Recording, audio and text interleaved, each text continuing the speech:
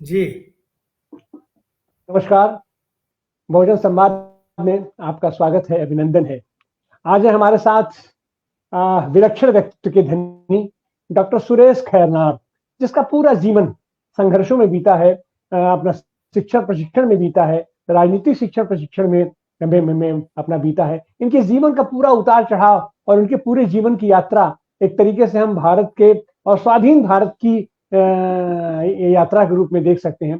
तो पहले एपिसोड में आपने उनको देखा कि प्रारंभिक दिनों से किस तरीके से वो राष्ट्रीय स्वयंसेवक संघ से शुरू करके और राष्ट्र सेवा दल के आप अधिष्ठाता बने, उसके नायक बने और आपातकाल में ये बड़ौदा डायनामाइट कांड ये जिसमें शामिल भी नहीं थे, लेकिन उसके चलते इनको प्रताड़ना सहना पड़ा और आपातकाल तक की जिंदगी का सफर हमने देखा। अब इसके आगे आप नहीं, कैसे याद करना चाहेंगे डॉक्टर सुरेश मैं खैरनार? जब जेल में था तो उस समय जनता पार्टी की प्रक्रिया शुरू हो चुकी थी और एस.एम. जोशी विभिन्न जेलों में जाकर लोगों से सलाह मशवरा कर रहे थे। उदाहरण के लिए वो मेरे अमरावती जेल में जब आए और मैंने उनको कहा कि जनसंघ ये हिंदुत्ववादी, पूंजीवादी, राजा रजवाड़ों की फ्री इकोनॉमी वाली पार्टी है, चातुर्वर्ण मानने वाली पार्टी है, मनुस्मृति इस देश का संविधान होना चाहिए, ऐसा उनका मातृ संगठन का कहना है। तो ऐसे दल के साथ में आप अलायंस कर सकते हैं चुनाव का तात्कालिक, लेकिन अपने दल विसर्जित करके एक दल मत बनाइए। आपकी यात्रा बहुत सुखद नहीं रहेगी, क्योंकि वो ऑल इंडिया लेवल का कैडर बेस ऑर्गेनाइजेशन है, उसके सामने हमारी औकात बहुत कम है। इस पार्टी में कल जाके जब कुछ झमेला होगा तो सबसे बड़े लूजर्स हम रहेंगे। तो आनंद जी, आपको आश्चर्य लगेगा, एस.एम. जोशी ने कहा कि मैं तुमसे मिलने के पहले तिहाड़ जेल में जॉर्ज फर्नांडिस, उस समय वो तत्कालीन सोशलिस्ट पार्टी के आखिरी प्रेसिडेंट थे, और तिहाड़ जेल में वो, मैंने कलकत्ता का कैथेड्रल चर्च का किस्सा बताया, वो पकड़े गए थे और तिहाड़ जेल में बंद कर दिए गए थे, और मेरे जैसे डंडा बीड़ी हथकड़ी वगैरह क्या क्या डाल के, मैं जेल का विवरण ज्यादा बताना नहीं चाहता क्योंकि बहुत समय जाएगा, वो टॉर्चरिंग, वो क्या क्या करना वगैरह, वो सब छोड़ के मैं आगे बढ़ रहा हूँ। तो एस.एम. जोशी जी को जब मैंने ये बात कही तब मैं गिनती 23 साल का था, और नरसिंहगढ़ जेल में मध्य प्रदेश में मधु लिमे जी से बात करके आए थे। मतलब दो स्टॉलवर्ट मेरे पिताजी की उम्र के लोग, एक जॉर्ज फर्नांडिस तत्कालीन सोशलिस्ट पार्टी के प्रेसिडेंट, और मधु लिमे। एस.एम. ने कहा कि सुरेश, मुझे खुशी हो रही, तुम सबसे तरुण हो, लेकिन एग्जैक्टली जॉर्ज फर्नांडिस और मधु लिमे का भी यही ओपिनियन है कि जनसंघ के साथ जनता पार्टी का गठन मत कीजिए। लेकिन मेरे सामने धर्म संकट है भाई। जयप्रकाश ने मेरे को सीधा सीधा बोला है कि अगर एक दल नहीं बनाओगे तो मैं कदम कुआ के घर से बाहर ही नहीं निकलूंगा चुनाव प्रचार में। तो इस ढंग से मैंने जनता पार्टी के गठन का शुरुआत से ही विरोध किया, तो भी जनता पार्टी बनी। उस पार्टी में जॉर्ज फर्नांडिस भी गए, मधु जी भी गए, वो महामंत्री बने, जॉर्ज फर्नांडिस मंत्री बन गए थे पहले मंत्रिमंडल में, और वो सब खेल मेरे सामने का है। मैं दिल्ली में 77 में दंडवती जी के घर में था, विठल भाई पटेल हाउस के उनके तात्कालिक एमपी वाला जो कमरा था, उसमें मैं, एस.एम. जोशी, एन.जी. गोरे, हम सब रह रहे थे, और ये सब जनता पार्टी का गठन का सिनेमा मैंने अपने आंखों से देखा है। कौन क्या बन रहा, नहीं बन रहा, कौन नखरे कर रहा, जॉर्ज फर्नांडिस को घेराव किया गया मंत्रिमंडल में जाने के लिए, वगैरह वगैरह। तो मैंने जनता पार्टी ज्वाइन नहीं की। मैंने महाराष्ट्र में, मुझे एस.एम. जोशी अध्यक्ष बने जनता पार्टी के, तो महामंत्री का पद ऑफर किया, मैंने लिया नहीं। अमरावती वो तथाकथित डायनामाइट में पकड़ने के कारण थोड़ा हीरो का दर्जा मिला था, तो मुझे अमरावती की लोकसभा की सीट बिस्किट जैसी एसएम जोशी ने इसी नागपुर जहां से मैं बात कर रहा हूँ, यहाँ के एमएलए हॉस्टल में संसदीय बैठक हो रही थी अन्य दलों के साथ में भी, तो वो सीट जनता पार्टी की हिस्से में आई थी अमरावती की। और एसएम जोशी मेरे को आग्रह कर रहे थे कि तुम अमरावती से खड़े रहो, अभी अभी जेल से छूटे हो, पुलिस ने तुमको टॉर्चर किया है, तुमको हथकड़िया, डंडा बीड़ी वो सब अमरावती के लोगों ने देखा है। और आपको आश्चर्य लगेगा आनंद जी, मैं जनसंघ का सबसे फेवरेट कैंडिडेट था। अमरावती के जनसंघ के उस समय के पदाधिकारी खुशी से नाच रहे थे। वो यहां तक बोले कि आपका जो डिपॉजिट होता है मेंबर ऑफ पार्लियामेंट के खड़े होने का वो हम भरेंगे, और खर्चे की चिंता मत करो तुम।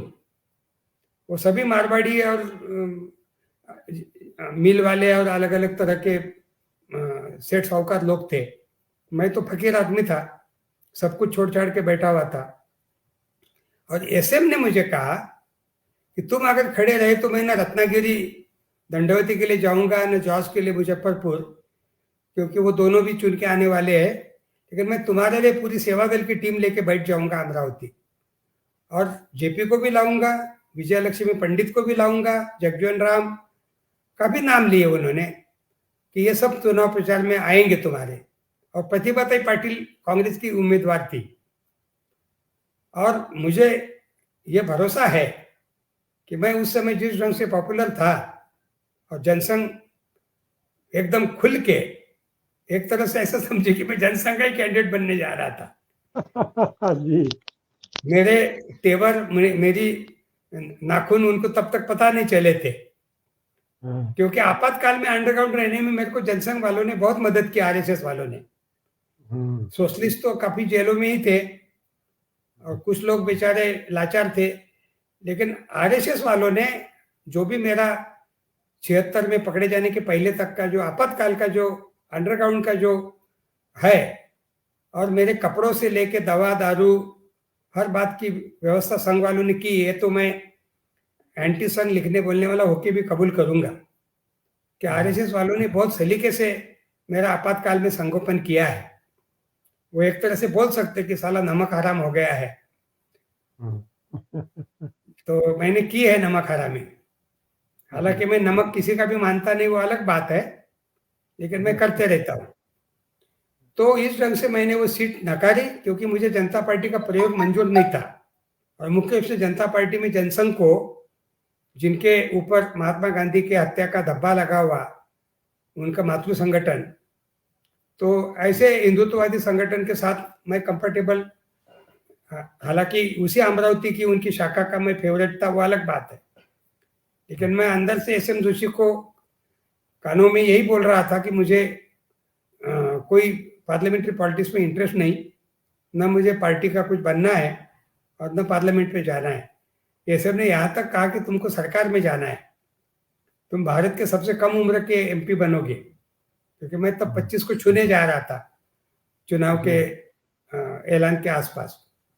तो इस ढंग से मैंने वो जनता पार्टी का गठन का विरोध, जो मेरा सैद्धांतिक था, पत्राचार भी है, लेकिन दुर्दैव से मेरे घर में पानी घुस गया था। यहाँ नागपुर के निचले हिस्से में रहता था पहले, हम इस घर के पहले, तो वो जेपी के साथ, एसएम के साथ, अच्युत पटवर्धन जी के साथ बहुत महत्वपूर्ण पत्राचार जो था, मेधा पाटकर के साथ, और भी कई तरह के इम्पोर्टेंट डॉक्यूमेंट्स मेरे सब लुप्त हो गए बाढ़ के पानी में।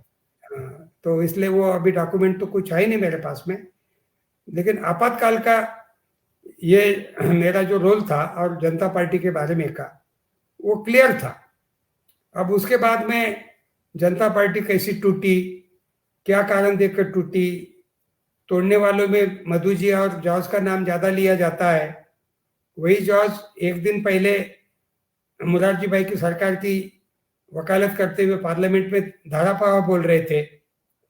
वही जॉर्ज दूसरे दिन चरण सिंह जी वाली पार्टी में चले गए और अंतिम समय में एनडीए के चेयरमैन भी बने। जी। और उसके बाद में गुजरात दंगे का समर्थन का भाषण भी दिया पार्लियामेंट में। कंधमाल के फादर स्टेन और उनके दोनों छोटे छोटे बच्चों को गाड़ी में ही जलाने का जिंदा समर्थन किए, क्लीन चिट दिए वो बजरंग दल वाला जो भी था नमूना। तो ये जो मेरे किसी जमाने के हीरो जो उनके जीवन के अंतिम समय में मेरे लिए जीरो हो गए थे, तो जॉर्ज साहब को मैंने जनता पार्टी का गठन होने के आसपास, मैडम खैरनाथ की ट्रांसफर हो गई थी 97 में, तो डॉक्टर अनिल सतगोपाल मेरे को खींच के लेके गए थे जॉर्ज के पास, और उस समय गुजराल साहब की सरकार थी, आई के गुजराल, और उस सरकार में एसआर बोम्मई एचआरडी मिनिस्टर थे, मधु दंडवते प्लानिंग कमीशन के डिप्टी चेयरमैन थे, और मैं विजय प्रताप के घर ठहरा था जेएनयू में। उनकी पत्नी को जो क्वार्टर मिला है ऋतुप्रिया को, तो विजय प्रताप ने सीधा प्रमिला दंडवते से बात की मेरे बारे में। और प्रमिला जी, मधु जी तो मुझे जानते ही थे बचपन से, मेरी शाखा को भी विजिट किए हैं अमरावती में। दंडवते साहब के मैंने भाषण भी रखे थे अमरावती में जब वो मेंबर ऑफ पार्लियामेंट थे। तो प्रमिला ताई तो उठ के सीधी बोम्मई जी के पास शास्त्री भवन चली गई, और इधर जॉर्ज के पास में मुझे पता नहीं था प्रमिला जी क्या कर रही। तो अनिल सतगोपाल दिल्ली विश्वविद्यालय में तब एजुकेशन के डीन थे, तो वो कहे कि अरे जॉर्ज तुम्हारे इतने अच्छे दोस्त, चलो अपन जॉर्ज के घर चलते हैं। तो वो जॉर्ज के घर ले गए, और उसी दिन नीतीश कुमार और जया जेटली बंबई में बीजेपी के महाधिवेशन में महालक्ष्मी रेस कोर्स में हाजिर थे, और जॉर्ज फर्नांडिस घर में बैठे हुए थे। तो मैं पत्नी की तबादले की बात भूल गया और सीधा टूट पड़ा कि आपने नीतीश और जया को बंबई क्यों भेजा। तो जॉर्ज मुझे कहने लगे, सुरेश, ये पॉलिटिकल पार्टी का प्रोटोकॉल होता है एक दूसरे के अधिवेशनों में जाने का। मैंने कहा हाँ, सोशलिस्ट इंटरनेशनल में सोशलिस्टों का जाने का प्रोटोकॉल होता है, कम्युनिस्ट इंटरनेशनल में कम्युनिस्टों का होता है, लेकिन भारतीय जनता पार्टी इंटरनेशनल में आप कब से शामिल हो गए। मैंने कहा देखिए जॉर्ज, आपके 2 टेप है मेरे घर में ऑडियो, भारत के स्वतंत्रता आंदोलन में मुसलमानों का कंट्रीब्यूशन आपने इतना धारा प्रवाह बोला है, और आरएसएस बीजेपी की इतनी खबर ली है, और आज आपका जो पूरा आचरण चल रहा है ये पूरा की पूरा सेकुलर जो हमारा जो भी कुछ कुनबा है इसको कमजोर करने का, और भारतीय जनता पार्टी को उत्तर भारत में आप लेजिटिमेसी देने का काम कर रहे हैं। मैंने कहा तो नहीं सुरेश, तुम्हारी गलतफहमी हो रही। आनंद जी 2.5 से 3 घंटा ये बैठक हमारी जॉर्ज के साथ चलती रही। वो खुद टी मशीन से 3 बार चाय बनाए, लिकर 3 बार चाय पिलाए। अनिल हेगड़े उस समय उनकी व्यवस्था देखता था, वो इधर उधर बेचारा झांक रहा था। वो प्लेन हाईजैक करने वाले बच्चे उनके हमेशा के पैशन के अनुसार उनके आउट हाउस में बैठे हुए थे, और हम जॉर्ज के साथ में ये माथा पच्ची कर रहे थे। आखिर में अनिल सतगोपाल ने कहा, तुम जिस काम के लिए आए वो तो बोल ही नहीं रहे, तुम उनके साथ ये हुज्जत कर रहे हो। लेकिन जॉर्ज की जिंदा दिली देखिए, जैसे अनिल सतगोपाल ने मेरी बीवी का ट्रांसफर की बात बताई तो जॉर्ज ने मेरा सीधा हाथ पकड़ा और पैदल ही पजामे कुर्ते के साथ जैसे बैठे थे वैसे ही उठा के खींच के मेरे को बोम्मई साहब के घर लेके गए। शायद कोई ज्यादा दूर था नहीं, वो चल के जाने की फासले में था। तो सीधा बोम्मई साहब के घर में घुसे, बोम्मई बैठे ही थे अपने ड्राइंग रूम में, और कानड़ी में बोलना शुरू कर दिया। और मुझे यही समझ में आ रहा था कि वो कुछ तो भी विज्ञान भवन या किसी भारतीय विज्ञान भवन की बात कर रहे थे, बिल्डिंग की, क्योंकि मेरी पत्नी की ट्रांसफर केंद्रीय विद्यालय की बिल्डिंग गलत ढंग से बनाई इस बात को लेके हो गई थी। उन्होंने आपत्ति की थी बिल्डर पर कि हम ऐसी डिफेक्टेड बिल्डिंग नहीं लेंगे, क्योंकि जो बिल्डिंग मेरे 2-3 हजार बच्चों की जान के साथ खिलवाड़ करेगी मैं लगे तो तंबू ठोक के बिल्डिंग के आंगन में मैं स्कूल चलाऊंगी, लेकिन बिल्डिंग में नहीं घुसूंगी। और लिटरली उन्होंने कलकत्ता में फोर्ट विलियम के अहाते में स्कूल चलाया तंबू ठोक के। स्टेट्समैन, टेलीग्राफ, जनसत्ता ने सब छापे, आनंद बाजार वगैरह ने फोटो। तो इस कारण आर्मी की थोड़ी बदनामी भी होने जा रही थी वेस्ट ईस्टर्न कमांड की, क्योंकि वो स्कूल कंस्ट्रक्शन का काम एमईएस ने किया था, मिलिट्री इंजीनियरिंग सर्विस। और वो जो भी उनका कॉन्ट्रैक्टर रहा होगा रसूखदार, तो प्रमिला ताई तो बम्बई के साथ जाकर डायरेक्ट बोल ही चुकी थी। बम्बई साहब ने जॉर्ज को बोला कि already Pramila Dandavate told me all this affair and I will do definitely to cancel Mrs Khairnas transfer. लेकिन फिर जॉर्ज ने कहा कि तुम शास्त्री भवन में जाके ऑर्डर ले लो। तो मैं जैसे ही शास्त्री भवन में ऑर्डर लेने गया, उनका कोई क्रिश्चियन ओएसडी था, उसने कहा कि आपके पहले 15-20 मिनट पहले कलकत्ता से 4-5 लोग आए थे फ्लाइट से, और एसआर मुंबई के बेटे को 50 लाख रुपए देके गए हैं, क्योंकि उससे कॉन्ट्रैक्टर ब्लैकलिस्ट होने का डर था। तो उसने सबसे बेहतर समझा पैसे देकर ट्रांसफर मैडम की रोक दी जाए। मतलब जो ट्रांसफर कहीं बाहर नहीं हुई थी, कलकत्ता में हुई थी, एक स्कूल से थोड़ा दूसरे स्कूल में। कोई ऐसे हम बहुत इंटीरियर में कहीं अंडमान निकोबार में नहीं फेंके गए थे। लेकिन सवाल बिल्डिंग के कंस्ट्रक्शन का था, जो कलकत्ता के अखबारों में उस समय बाकायदा काफी परवान पे था। तो बाद में जब शास्त्री भवन का ये जब ओएसडी से सुना, तो मैं हैरान हो गया कि एसआर मुंबई कभी रॉइस बोले जाते थे, एमएन रॉय के कभी अनुयायियों में कर्नाटक कोटे से इनका शुमार था, जैसे महाराष्ट्र कोटे में यशोधर चौहान का नाम था। मैंने कहा ये कैसा रॉइस्ट है। तो शास्त्री भवन के ही बगल में अकबर रोड पर शुरुआत के ही कोने में दंडवते जी का बंगला था, as a planning commission deputy chairman. तो मैं सीधे उनके घर चला गया, वहीं से पैदल। दंडवती जी थे ही, रामकृष्ण उनके पीए, कहा कि नाना बैठे अंदर। और मैं घरेलू आदमी था, बहुत रेल मंत्री थे और वित्त मंत्री थे, तब से आना जाना था, इसलिए रामकृष्ण जी अच्छी तरह जानते थे। कई बार खाना भी खाया हूँ, दंडवती जी ने प्रेम से खिलाया है कई बार, तो इसलिए कोई दिक्कत नहीं थी उनसे मिलने में। तो वो जैसे ही देखे, अरे प्रमिला को एसआर ने प्रॉमिस किया बोले कि वो कैंसिल कर रहे, मेरी पत्नी का नाम इंदू है, दंडवती जानते थे। तो बोले इंदू का ट्रांसफर कैंसिल हो रहा। अरे चलो खुशी से कुछ तो भी मीठा लाओ भाई, घर में क्या है।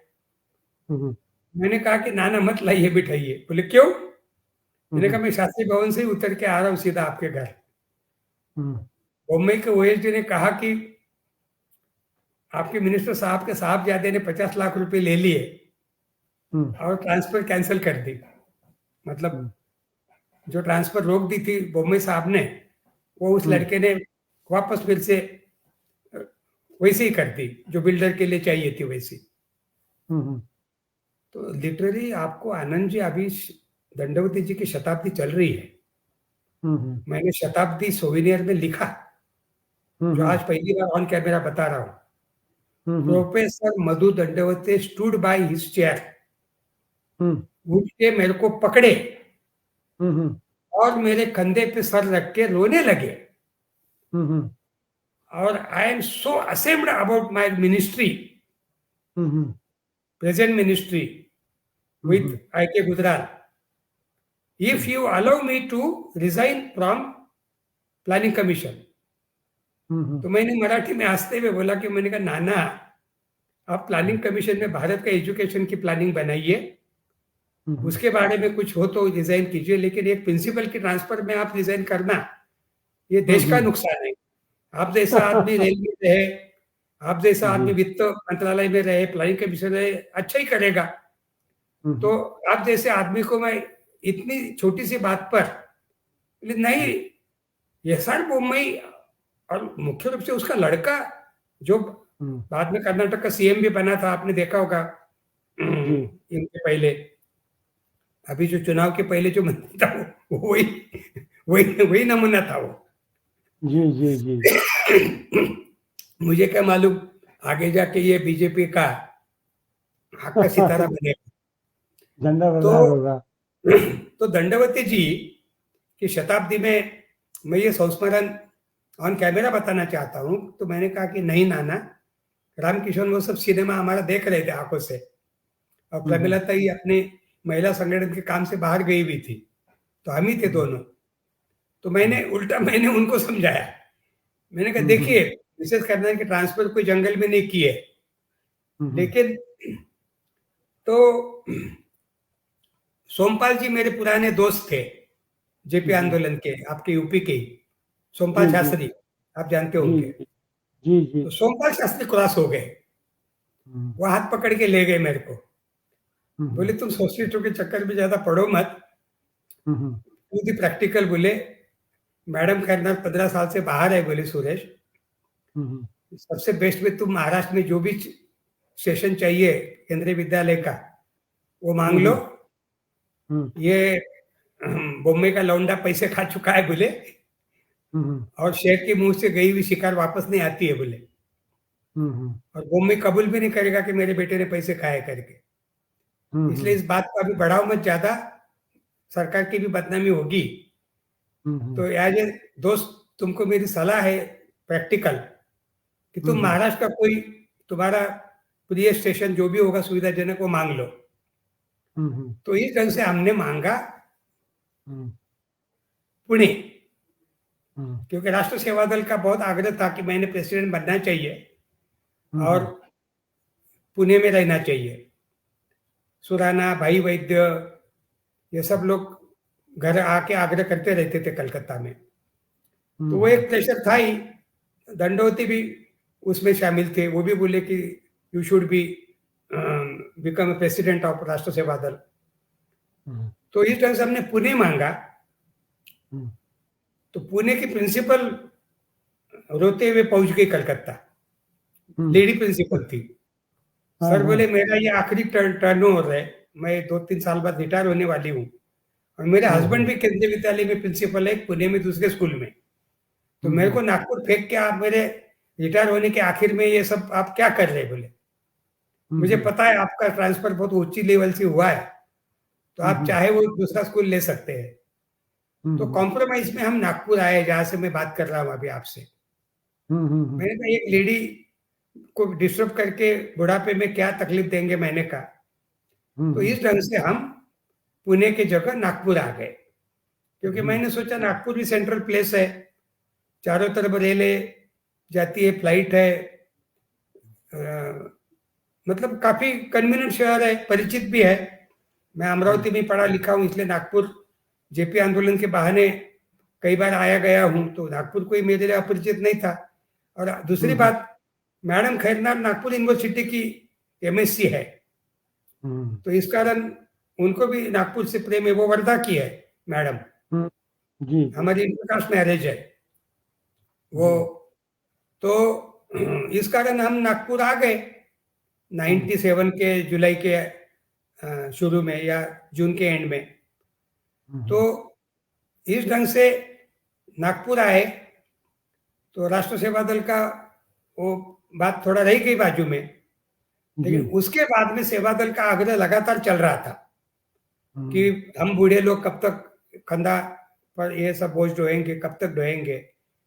तो लास्ट में अभी 2014 नरेंद्र मोदी जब पीएम बने, तब मुझे लगा कि हम फासिस्ट इरा में प्रवेश कर रहे हैं, क्योंकि नरेंद्र मोदी का गुजरात का 13-14 साल का जो पूरा राजकाज था वो किसी फासिस्ट से कम नहीं था। वहां की विधानसभा को एकदम ग्राम पंचायत का दर्जा दे दिया था उसने। वहां के सत्र भी कोई बहुत कंप्लीट नहीं हो रहे थे, हम आज लोकसभा को लेकर रो रहे, लेकिन वो विधानसभा से ही उन्होंने भारतीय जनतंत्र की ऐसी की तैसी कर दी थी।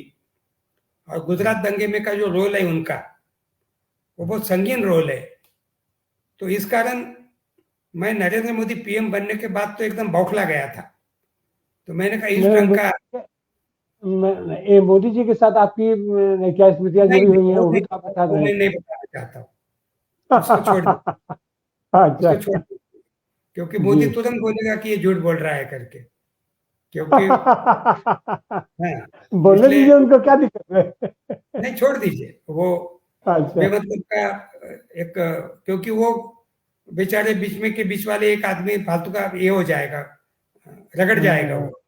क्योंकि ये तो अच्छा। आदमी जब आडवाणी को नहीं छोड़ रहा, जोशी जी को नहीं छोड़ रहा, तो वो जो बड़ौदा वाले उनको छोड़ेगा क्या? जी तो जी इसलिए जी हाँ, क्योंकि ये तो मालूम है ना आपको कि ये सन के आदमी है। जी जी। हमारे दोस्त आशीष नंदी ने इसको साइको एनालिसिस भी किया है। तो हम्म इसके दिल में रहम नाम की तो कोई चीज है ही नहीं, हम्म क्योंकि जिस ढंग से इसने लेफ्टिनेंट जनरल जहीरुद्दीन शाह को 3 दिन तक बैठा के रखा अहमदाबाद एयरपोर्ट में 3,000 जवानों के साथ, और 3 दिन तक गुजरात को जलने दिया।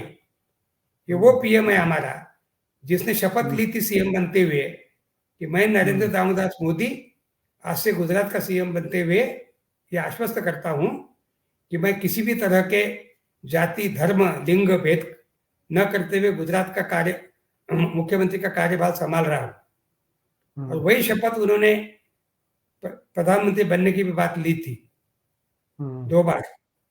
तो इसलिए ऐसे आदमी के बारे में संबंध बताना भी मेरे को अपनी खुद की बिलो डिग्निटी लगता है, कोई मतलब नहीं। मैं तो अहमदाबाद में भी बुजुर्ग पत्रकार मित्रों को बोला कि छोड़ दीजिए, हमारा झगड़ा हो जाएगा, क्योंकि यह आदमी बदतमीज है। ये कुछ बोलेगा तो फिर हम उसको, क्योंकि मैं गुजरात दंगों में दर्जनों बार गुजरात गया हूं, अहमदाबाद में खुले माइक से बोला हूं। मुकुल सिन्हा मेरे दोस्त थे एडवोकेट, उसके उनके साथ में मैं नानावटी कमीशन में 4-5 बार मैंने हाजिरी लगाई है। तो इसलिए इनका जो पूरा गुजरात दंगे का जो रोल है, वो टेक्निकली भले इनको एक्विटेड कर दिया होगा, क्योंकि एक्विटेड करने वालों को सबको माल मिला है। जिसने एक्विटेड किया रघुरामन, वो आज साइप्रस का एम्बेसडर बना हुआ है। और नानावटी तो आरएसएस का ही बंदा था। वो तो मैं मुकुल सिन्हा को भी बोला कि तुम किसके साथ समय जाया कर रहे, ये तो मोदी को क्लीन चिट देने पे तुला हुआ है। मैंने कहा बुड्ढा, तो बोले सुरेश यू आर 100% राइट, मैं सिर्फ मोदी का क्लीन चिट लंबा करने का काम कर रहा हूं, क्योंकि मोदी को पीएम बनने की जल्दी है। बोले ये मुकुल सिन्हा बोले। आज ही मुकुल सिन्हा के दोस्त अमरीश पटेल का फोन था मुझे अहमदाबाद से, पहली बार जन्मदिन का शुभकामना देने के लिए सवेरे। तो अमरीश भाई ने कहा कि सुरेश देखो कैसा कोइंसिडेंस, ये आदमी ने 14 मई को शपथ ली और मुकुल भाई 13 मई को कैंसर से डेथ हो गए। मुकुल सिन्हा मेरे बहुत करीबी दोस्त थे, मैं अहमदाबाद उन्हीं के घर ठहरता था।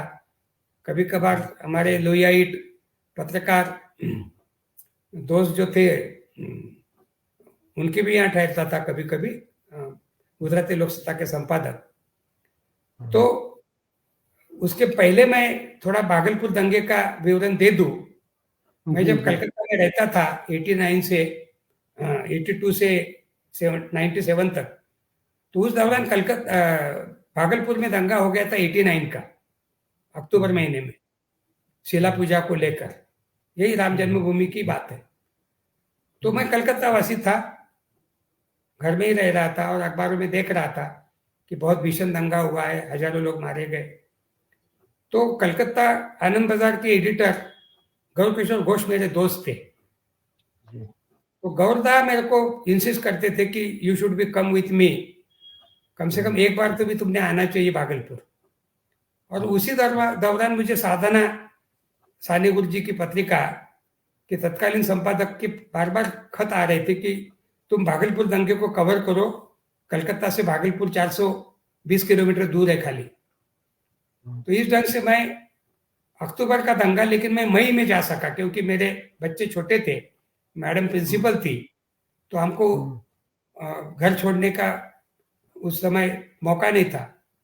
तो हम गौर किशोर घोष कुछ शांति निकेतन के स्टूडेंट्स, एक आध दो प्रोफेसर, ऐसे हम लोग मिलकर मई के 5 या 6 तारीख को उतरे भागलपुर और 12 या 13 तारीख तक रहे, एक सप्ताह। आनंद जी, हमने सिर्फ 100 गांवों को विजिट दी, 100 जीप थी लुथरन वर्ल्ड सर्विस के वहां ऑलरेडी जीपीएफ में, तो उनकी मदद से हमने, लेकिन 300 से ऊपर गांव ईदों के जैसे बर्बाद हुए थे, उसमें के चुन चुन के मुसलमानों के घर, और 3000 से ऊपर लोग मारे गए थे गाजर मूली के जैसे। कहाँ 100, कहाँ 50, कहाँ, इस ढंग के आंकड़े अलग अलग जगहों की तफसील में नहीं जा रहा मैं। तो वो दंगा देखने के बाद मैं एकदम नर्वस ब्रेकडाउन हो गया मेरा, क्योंकि 6 महीने के बाद में भी उस दंगे की तीव्रता इतनी भीषण थी कि औरतों के बैंगल्स, उनके सर के बाल, दुनिया भर का चीजें कुओं के आसपास में पड़ा हुआ और उनको नीचे में फेंका हुआ, और दीवारों पे खून के धब्बे, और तलवारों से सोफे और दुनिया भर के फर्नीचर काटा हुआ, खिड़कियां टूटी हुई, आधे जले हुए मकान। वो सब नज़ारा वापसी के ट्रेन में मेरे आंखों के सामने तैर रहा था। मैं सो नहीं पा रहा था, मैं साइड बर्थ में था। उठ के बैठा तो गौर किशोर घोष लोअर बर्थ में थे। वो भी उठ के पूछे कि क्या हुआ, तुम सो क्यों नहीं रहे। मैंने कहा मेरे आंखों के सामने वो पूरा भागलपुर दंगे का चित्र ही नजर के सामने आ रहा है। तो वो भी उठ के बैठ गए, साइड बर्थ थी इसलिए वो बगल में आके बैठ गए। तो बोले व्हाट वी कैन डू। मैंने कहा हाँ, आप आनंद बाजार में एक आर्टिकल लिख के बांग्ला में छाप दोगे, मेरा भी मराठी में आ जाएगा। लेकिन मुझे लग रहा गौरदा, ये भारतीय सांप्रदायिक राजनीति की ये शुरुआत है और ये आने वाले 50 साल तक जारी रहेगी। गौरदा की तो एकदम नींद उड़ गई, वो तो एकदम दोनों पैर ऊपर उठा के बर्थ पे बैठ गए। की बोलছেন तुम्हें। उन्होंने मेरा भाषण रखा वापसी की ट्रेन में ही उतर के वर्धमान में, पब्लिक स्पीच, अरविंदो हॉल है, ऋषि अरविंद हॉल, और उसमें मैंने ये सब मेरा जो भी अंदर से इतना बवाल था वो मैंने पहली बार first public speech on Bhagalpur 1990 के मई के 13 या 14 या 15 तारीख की बात है। और उस कार्यक्रम की अध्यक्षता ex VC professor Amlan Datta कर रहे थे। और अध्यक्ष भाषण में अमलान दत्ता ने मेरे पूरे भाषण को काट दिया। बोले सुरेश बहुत बुद्धिमान है, बहुत अच्छे एक्टिविस्ट है, ग्राउंड लेवल पर जाकर इंक्वायरी करते हैं, लेकिन उन्होंने इतनी अतिशयोक्ति नहीं करनी चाहिए। ये गांधी का भारत है, ये जयप्रकाश का भारत है, ये रविंद्रनाथ का भारत है, और क्या क्या। तो खैर अध्यक्ष भाषण था, आखिरी था, तो वापस हमको दोनों को मिलके ही कलकत्ता जाना था, तीनों को, गौर किशोर घोष, अमलान दत्तो, मैं और शिव नारायण राय, वो भी आए हुए थे उस भाषण को। अच्छा। तो वापसी की ट्रेन में जैसे हम बैठे, मैंने कहा प्रोफेसर दत्तो, आपका भारत, उनका बंगले का नंबर मैंने बोला 115 CB सॉल्ट लेक सिटी, इससे आगे आपको भारत मालूम नहीं है, मैंने कहा इसी भाषा में एकदम तपाक से। और घोष बगल में बैठे थे, वो प्रेम से हाथ दबा रहे थे, क्योंकि अमलान दत्ता को कलकत्ता में या बंगाल में ऐसा कोई बोलना बहुत बड़ी साहस की बात मानी जाती थी। मैंने सीधा, मैंने कहा आप आईफेल टावर में रहते हो, आपको मालूम नहीं है भारत कितना क्रिमिनल और कितना कम्युनल हो गया है, पूरा पोलराइज होते जा रहा है ये राम नाम के नाम पे। ऐसा 23 में मैंने उनको बोला। मैं आपको रिक्वेस्ट कर रहा हूं कि आप हावड़ा से घर जाने के पहले टैक्सी की खिड़की से थोड़ा सा बचा हुआ भारत देखते जाइए, मैंने कहा। इस ढंग से मैंने उनको उलाहना देके हावड़ा स्टेशन उतर के मैं निकल गया। उन्हीं अमलान दत्ता का गुजरात दंगे के बाद मुझे एक लंबा चौड़ा खत है। Suresh, I was absolutely wrong that time and now I realise you are absolutely right. तो मैंने जवाब दिया, सॉरी प्रोफेसर दत्तो, मैं रॉन्ग ठहरना चाहिए था और आप यस ठहरना चाहिए थे, राइट ठहरना चाहिए थे। ये जो गुजरात और भागलपुर के बीच में 13 साल की गैप है आनंद जी, भागलपुर अक्टूबर 89 और गुजरात 2002, 89 और 2 में 13 साल की गैप है। 13 साल के बाद गुजरात का दंगा उसके बीच के छोड़ दीजिए। मैं इस भागलपुर दंगे को लेके भारत में 100 से 125 जगह भाषण देते हुए घुमा हूं।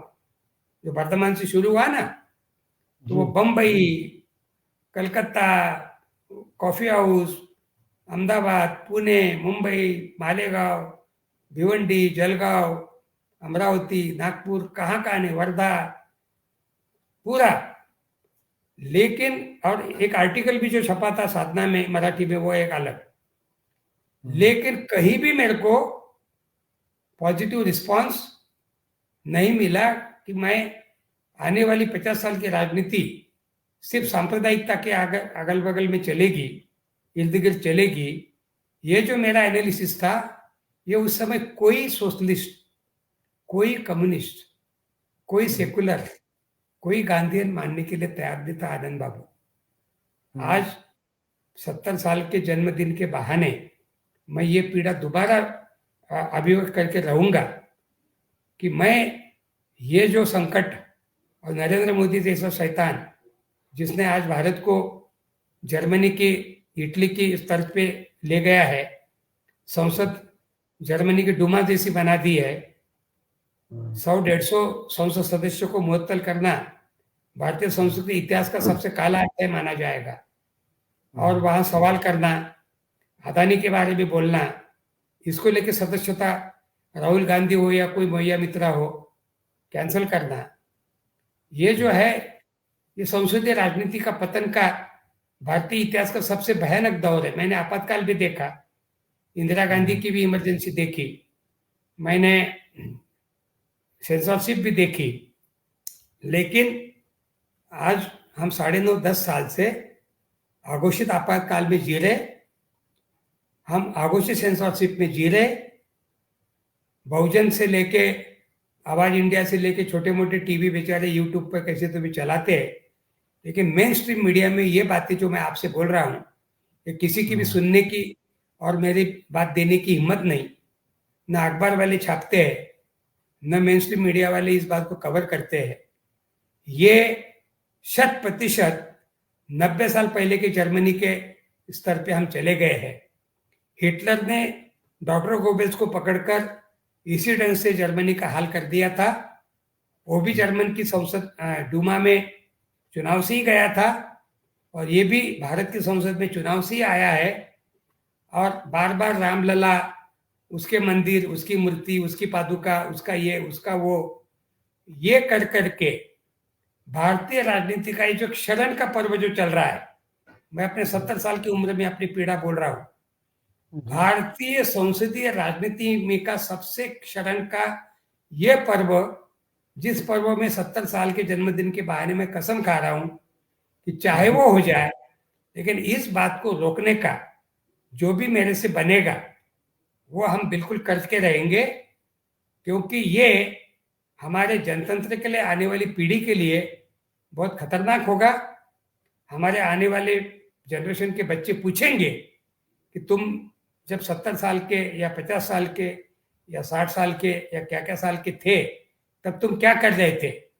तो आनंद बाबू, मुझे हिसाब देने के लिए मेरे पास में कुछ चाहिए, बैलेंस। तो वो बैलेंस में यह ऐलान कर रहा हूं कि मैं वर्तमान निजाम को बदलने के लिए मेरे से जो जो संभव है जनतांत्रिक तरीके से, हमारे संविधान के तरीके से, वो करके ही हम दम लेंगे। भले उसमें हमारी जान क्यों न चली जाए, लेकिन हम वर्तमान निजाम को बदलने के सिवा दूसरा कोई रास्ता हमको दिखाई नहीं दे रहा। और आज 70 साल के खैनार साहब, जैसे इस वर्तमान निजाम को बदलना तो सब लोग चाह रहे हैं, लेकिन उसको बदलने का फार्मूला क्या है? कौन बदलेगा, कैसे बदलाएगा? ये जनता में जा जाकर इनको एक्सपोज करेंगे, बताएंगे अदानी के साथ इनका क्या कनेक्शन है। मुख्यमंत्री थे तब से अदानी को इन्होंने कैसे फेवर किया, या अदानी पहले क्या साइकिल पे कपड़े बेचता था और आज ये कितना बड़ा दुनिया का अमीर बन गया।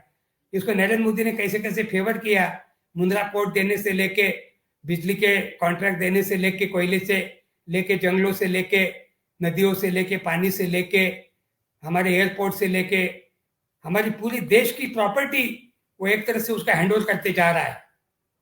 आगे जाके मेरा कहना है कि अदानी के साथ इसका गठजोड़ है अंदर से। ये खाली अदानी को ऐसे ही फेवर नहीं कर रहा है।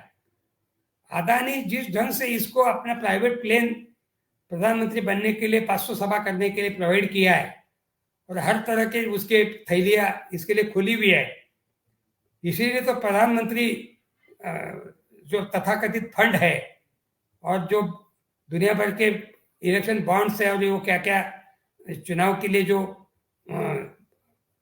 पैसा जो इकट्ठा कर रहा है, उस बारे में आरटीआई को इंफॉर्मेशन देने से मना किया ना। हिम्मत है तो उसको आरटीआई में लाए, और अदानी से लेके, अंबानी से लेके सब, धन्ना सेठ इसको कितना पैसा दे रहे पता चलेगा। अच्छा खैरनार साहब, ये सारी बातें तो राहुल गांधी भी बोल रहे हैं, और हमारे नाम से अपोजिशन में एकमात्र राहुल गांधी हैं जो इतना खुल करके इन सारी चीजों को बोल रहे हैं। लेकिन अकेले राहुल गांधी ही केवल बोल रहे हैं, उनकी पार्टी भी नीचे से ऊपर तक, आपका क्या ख्याल है? उनकी पार्टी राहुल गांधी के साथ चल पा रही है? रिकॉर्ड है इनकी पार्टी का भी, तो सबके हाथ दबे हुए हैं ना।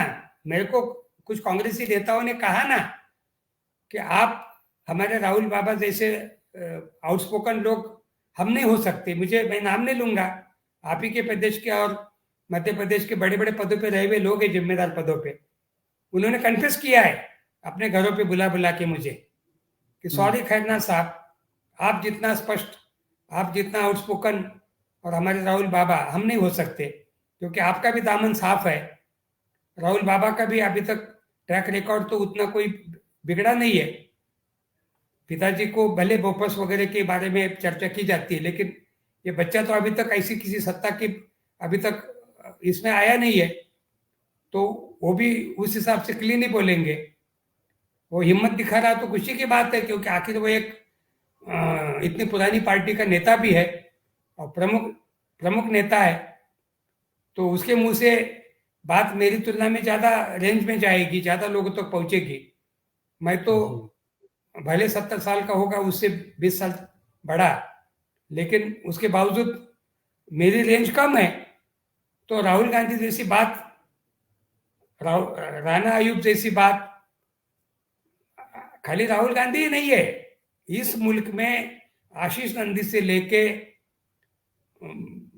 बहुत सारे, योगेंद्र यादव से लेके सुनीलम से लेके, आप से लेके, डॉक्टर जी पारिक से लेके दर्जनों लोग हैं, मेधा पाटकर से लेके, तिस्सा सेंट्रल वार्ड है, शबनम आशमी, हम कितने नाम लेंगे, बहुत है देश भर में। मुझे कोई इतनी निराशा और लोगों की तुलना में नहीं गिरती। हम अगर सब एक आवाज में अगर हम इकट्ठा होते, राम पुनियानी है, हम बहुत लोग हैं, कोई 80 साल के, कोई 100 साल के होने जा रहे कल परसों, लेकिन जज्बे में कमी नहीं है। डॉक्टर जी जब फोन करते तब मैं देखता हूं कि वो तो किसी युवा से भी ज्यादा उत्साह में बोलते रहते हैं और आशावादी है। तो ऐसे लोग हमारे अगल बगल में अभी भी मौजूद है। इतनी भी होपलेस केस बनी नहीं है। हिटलर और मुसोलिनी को भी जर्मनी और इटली से जाना पड़ा है। नरेंद्र मोदी कोई बहुत बड़ी चीज नहीं है।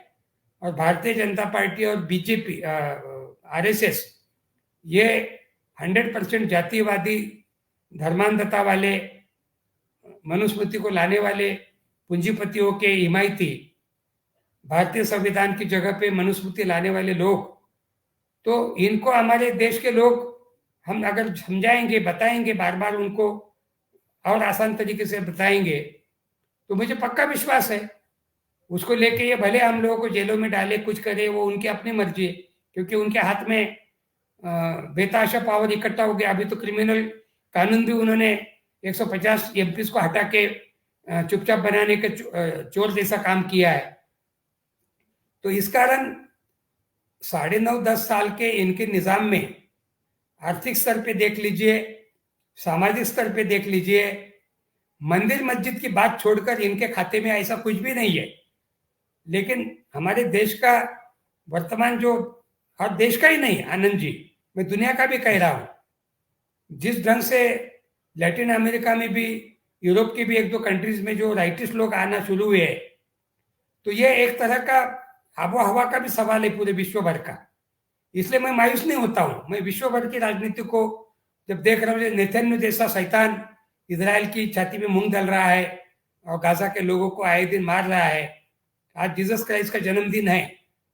जीसस क्राइस्ट के बेथलहेम में जीसस क्राइस्ट का जन्मदिन नहीं मनाया जा रहा आज जी। बेथलहेम वेस्ट बैंक में है।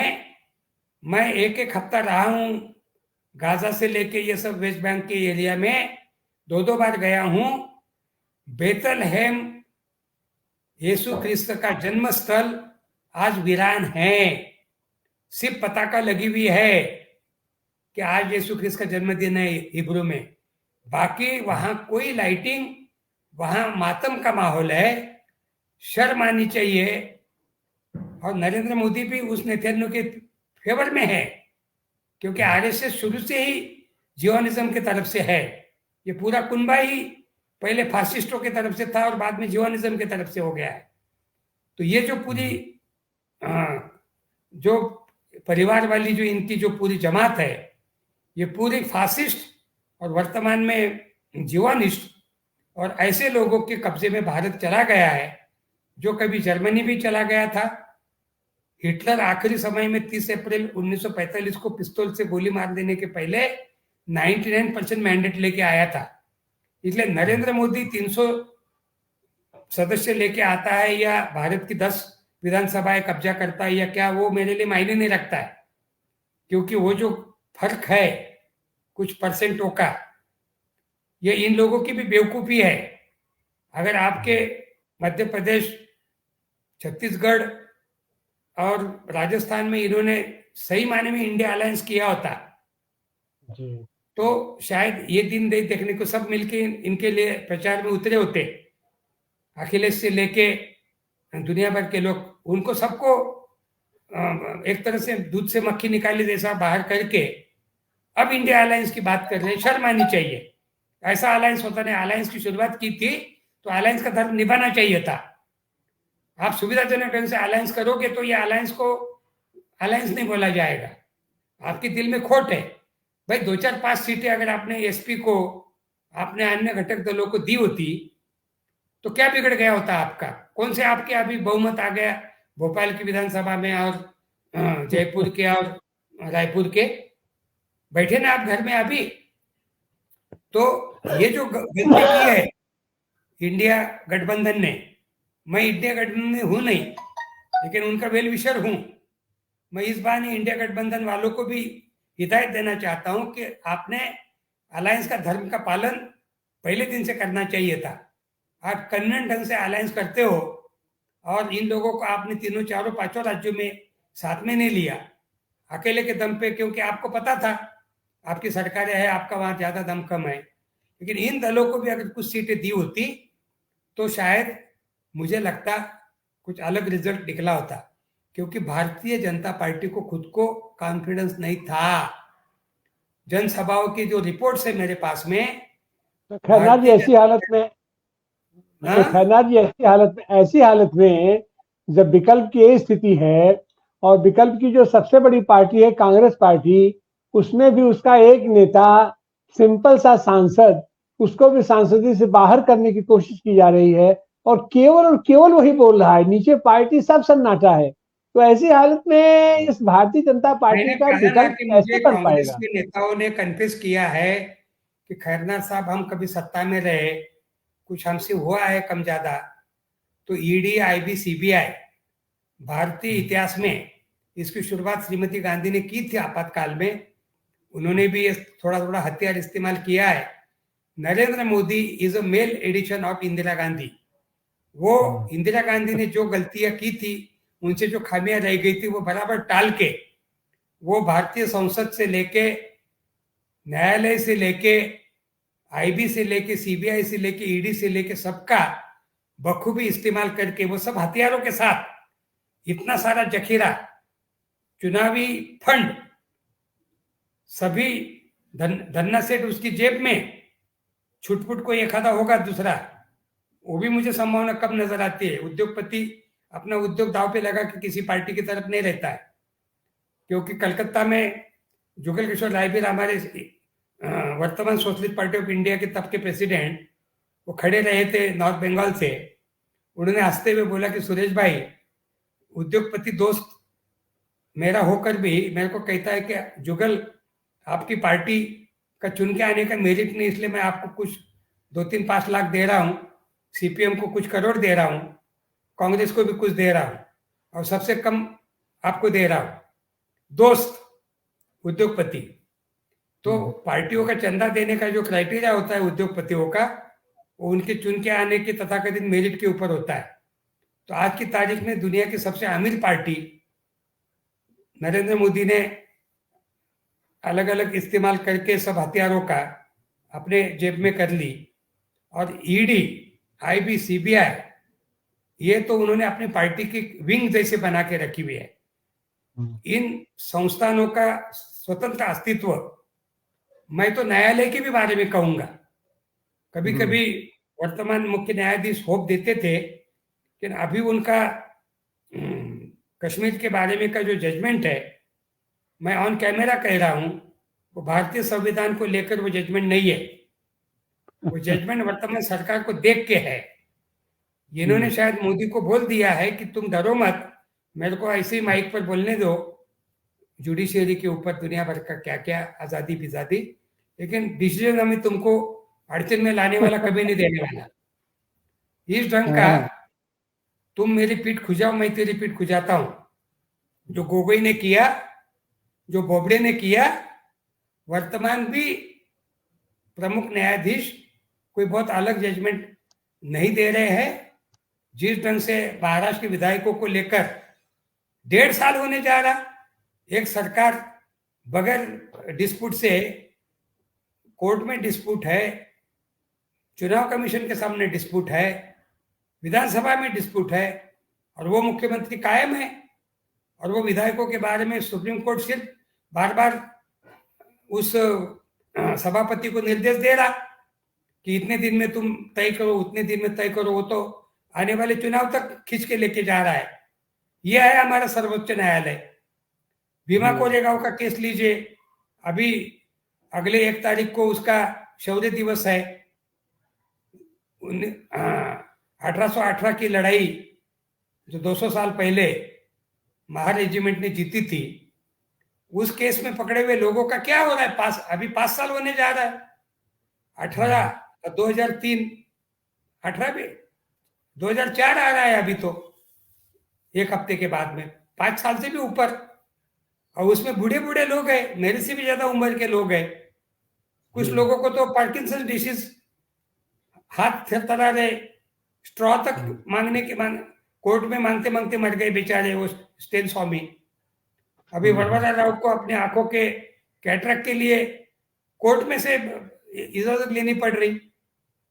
इस ढंग से भीमा कोरेगांव के मुख्य कल्प्रिट आराम से हिंदुत्व का प्रचार करते हुए पूरे खुलेआम पुणे, मुंबई, नागपुर, अमरावती सब जगह घूम रहे, दुनिया भर के आपत्तिजनक टिप्पणियां कर रहे। उनमें इनको देशद्रोह नहीं दिखता, उनमें इनको संविधान का हनन नहीं दिखता। हाँ, वो भिड़े, वो एकबोटे और दुनिया भर के बागेश्वर और क्या क्या नाम के बाबाओं की जो खेती, इतिहास के क्रम में जनसंघ ने, आरएसएस ने 100 सालों से सतत ये बाबाओं का उपयोग किया है। ये बाबाओं के द्वारा वो अपनी हिंदुत्व की खेती, जो जमीन होती है वो तैयार कर लेते हैं। ये जितने भी बाबा है, रामदेव हो, डोंगरे महाराज हो, सुधांशु हो और क्या क्या नाम के हो, और अभी कोई लौंडा बागेश्वर नाम का कोई 25-26 साल का है। क्या औकात है इन लोगों की? क्या बोलते हैं ये लोग अपने प्रवचनों में? और इन लोगों के द्वारा लाखों लोगों के सत्संग करा करा के जनमानस को बनने बिगाड़ने का, पादुकाओं के जुलूस निकालने का, फिर उस अयोध्या में इतने इतने करोड़ लोग आएंगे और नहीं आएंगे के, और दुनिया भर के क्या क्या, यानी देश के मुख्य सवाल महंगाई, बेरोजगारी, किसानों की बातें, ये सब चीजों को छोड़कर बात आ गई है सवाल आस्था का है, कानून का नहीं। वो कश्मीर के भी बारे में सवाल आस्था का है, कानून का नहीं, और अयोध्या के भी बारे में उसी केंद्र बिंदु में पूरे देश को घुमाना जो जारी है, ये देश की एकता अखंडता के साथ खिलवाड़ है, ये देशद्रोह का काम है, ये सूडो नेशनलिज्म है आनंद जी।